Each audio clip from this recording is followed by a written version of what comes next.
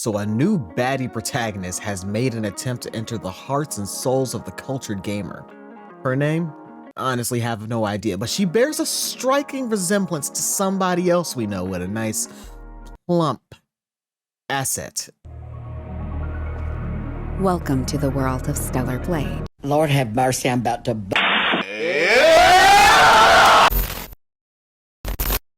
Now her name? I have no idea, but her game... Yo, editing insomniac here. Sorry, okay, so what's gonna happen is in this entire review, I'm gonna be calling this game Discord when the actual name is actually Disorder. Sorry about that. I actually didn't realize that till after I started editing. My bad. Carry on. It's known as Discord. Discord is a new roguelike hack and slash game made by Grumpy Games. But how can I not mess that up when you got all of this to look at? And as you can see, she truly does resemble Eve from Stellar Blade, or at least the aesthetic of the game reminds you of Stellar Blade, obviously. So we know where their inspiration came from. The game is set to release in Q4 of this year, so hopefully we'll see it by mid-November, but I honestly expect sometime in December. But with all of that preamble out of the way, let's get started with the review. Okay, so let's first, as always, start off with the performance of the game. On the screen, you'll see the specs for the PC that I used to play the game. Now, I did have some stuttering issues in the opening cutscene.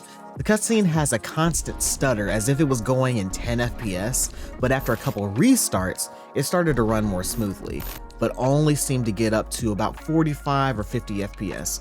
But after about 10 or 20 seconds into the cutscene, it's smoothed out. Outside of that one issue, the rest of the game ran pretty solid at a mostly stable 60 FPS, and I only had a couple of dips in the boss room, but it wasn't super noticeable. So let's move on to the world of Discord. You're basically a girl who suffered from some traumatic thing that happens at a shopping mall, and you're in some virtual rogue world. The story is pretty hard to follow, mostly in part to the fact that the subtitles only last on the screen for half of a second before disappearing. The controls feel for the most part completely fine. There's nothing crazy or fantastic to write home about, it's just fine. At your disposal, you have a light attack, a heavy attack, and a kick.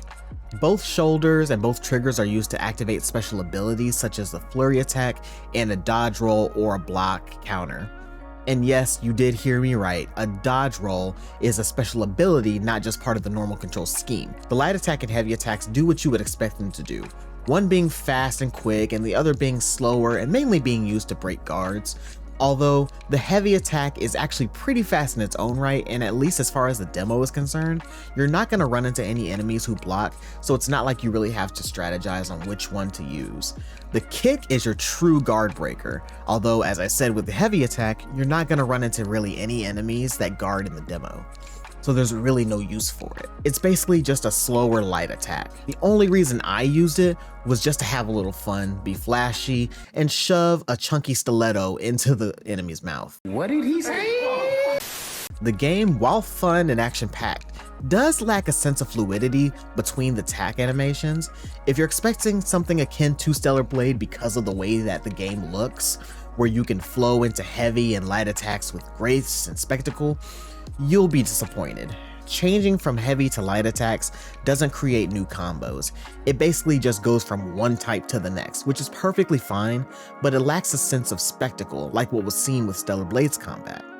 Again, this isn't really a bad thing, I just want to set the expectation, because this game is obviously aesthetically inspired by Stellar Blade, so a lot of comparisons are going to be made between that by a lot of people. There are 3 enemies in the Discord demo. There's the mannequin, the brute, and then the boss, which is called the Faust. What the fuck is that? The mannequin is a basic humanoid figure enemy that walks with a pretty staggering kind of gait. It's actually kind of funny to see because they don't all move the same. You'll run into some that walk normally, some that have a slow stomping kind of walk, and then there are those that have a kind of jittery walk, which is really funny to see. So there's some variety, but as far as their attacks go, it's basically just them winding up and flailing their arm at you. There's really no danger from them unless you get surrounded by them, which can happen in some stages, but it's not very difficult to deal with. The Brute is a giant mannequin that looks like it's been on steroids for a while.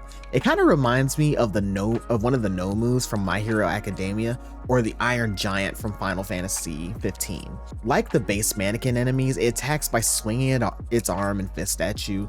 Nothing too complex, but it will do a decent bit of damage if it connects.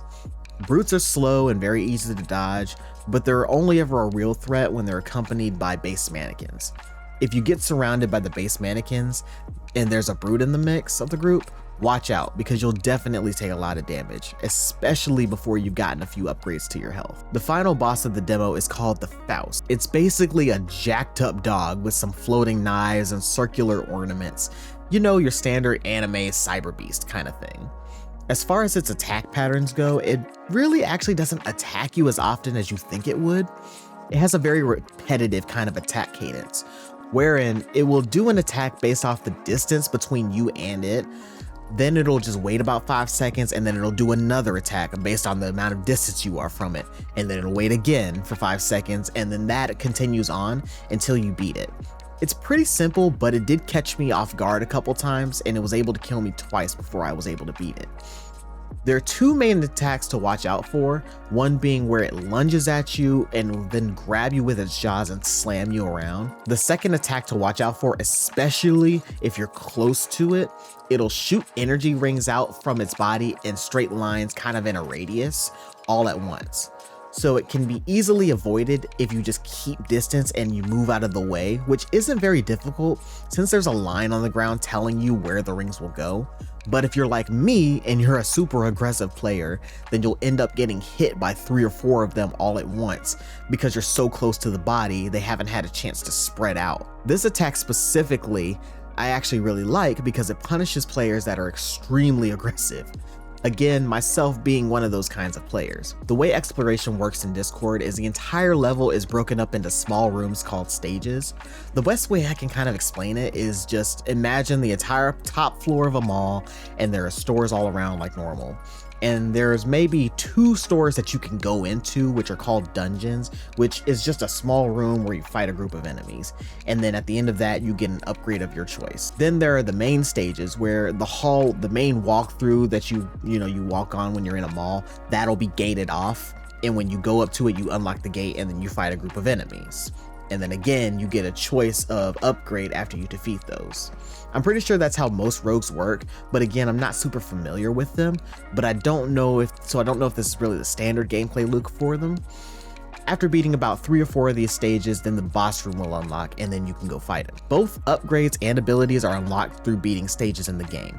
Upgrades include things like adding more points to your maximum health bar, adding more damage to your weapon, dodging, blurry attacks, a move called Zero Gravity where you slam your sword into the ground, which causes an explosion. Stuff like that. Now, upon death, you do lose all of these abilities. However, in the very beginning of the entire level, before you go to fight in your first area, there's a kiosk where you can buy permanent upgrades, such as adding more points to your health meter, and there's also a new weapon that you could buy. Which, side note specifically about that new weapon, I highly recommend don't even waste the gold buying it.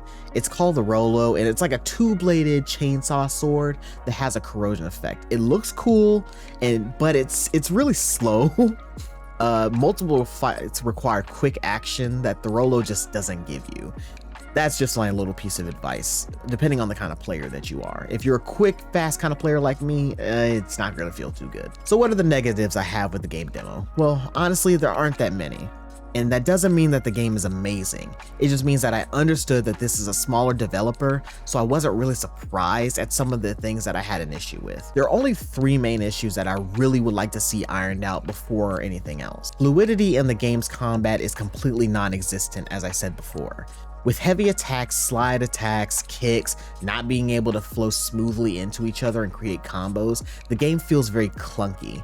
Simply adding some kind of combo system into the game would alleviate this problem in my eyes. Again, that's kind of just a problem I have. The next thing is I really don't like the fact that enemies are separated into stages where you go up to a gate which triggers a cutscene and then you fight a group of enemies. Then you move on to the next game and repeat the process. I think the game's enemy flow would feel a lot better if the enemies were simply roaming around the mall as you would normally encounter them in any other action game. I understand it's a beta, but it really makes it feel kind of disjointed, as if you're playing like sections of the skeleton of the game, if that makes sense. The final issue I have, and this is a really big one, is the way the cutscenes are handled. Now, first off, there's no voice acting until you actually start playing the game, and the first cutscene, which dragged on for a very long time, had absolutely no voice acting. You basically had to read subtitles that popped up on the bottom of the screen, and the background music is all you had to kind of listen to. Now, this wouldn't be too much of an issue for some people. However, the big problem with it was that for some reason, the captions would only appear for a little less than a second before it disappeared and moved on to the next line. Don't believe me? Watch this. Dude, what is up with the text? Why is it fading so fast?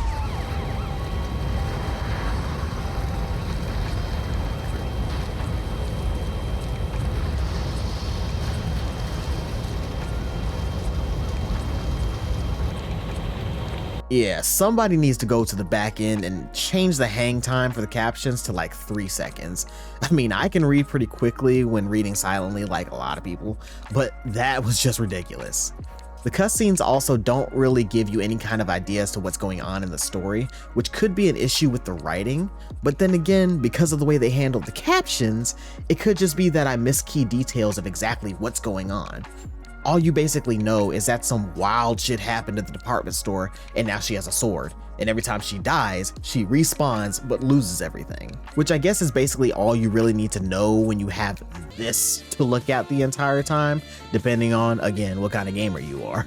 But I'm gonna need a little bit more substance. So what do I think of Discord?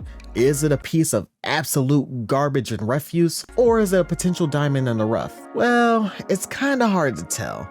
I mean, the basic premise of the game could actually do very well, being a rogue Stellar Blade-like game. I can see it attracting a lot of people, but I can see the potential there. But the fact that the combat feels as clunky as it does, it makes me feel skeptical that it would be able to satisfy a good chunk of gamers over time.